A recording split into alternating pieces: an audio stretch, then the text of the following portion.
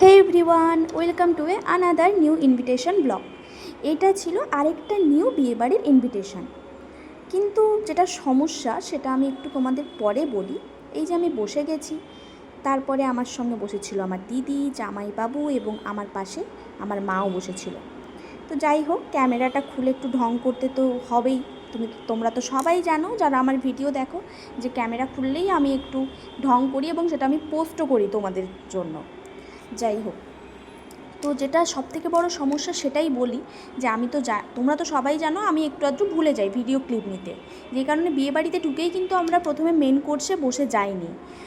Main কোর্সে বসার আগে কিন্তু আমরা যে স্ট্যাটারের স্টলে যে জিনিসগুলো ছিল ওগুলো ট্রাই করেই কিন্তু বসেছিলাম, যেমন ধরো মোমো, ভেজ পকোড়া, কফি, এগুলো সমস্ত কিছু ট্রাই করেই ছিলাম।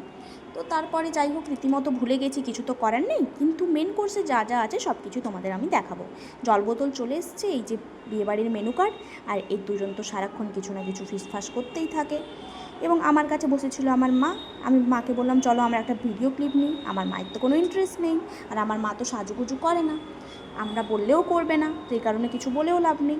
তারপরে চলে এলো আমাদের প্লেট। আমরা তো খাওয়ার জন্য প্রস্তুত, টিস্যু দিয়ে প্লেটটা মুছে ফেললাম, ক্লিন করে ফেললাম। যাই হোক, আমরা খাওয়ার আসার অপেক্ষায় ছিলাম।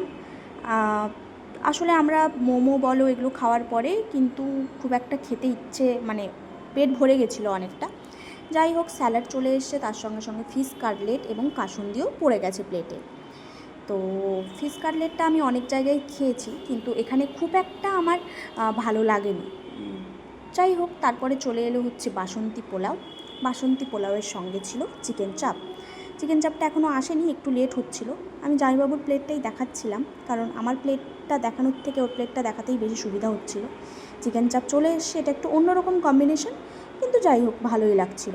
তারপরে রীতিমতো যেগুলো আসে, সাদা ভাত, ডাল, লেবু, আলু ভাজা, মাছ, সমস্ত কিছুই এসছে। এবার তোমাদেরকে তো আমি বললামই যে অনেক কিছু খাওয়ার পরে খুব একটা খিদে ছিল না। চিকেনটা তো খেতেই হবে, চিকেনটা খুবই ভালো টেস্ট হয়েছিল।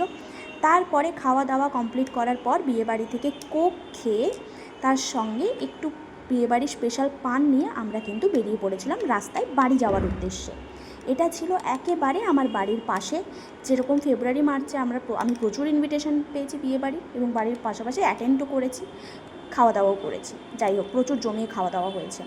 এবং রীতিমতো এটাও আজকেও আমাদের বাড়ির পাশেই ছিল, যেই কারণে হেঁটে হেঁটে যাচ্ছিলাম।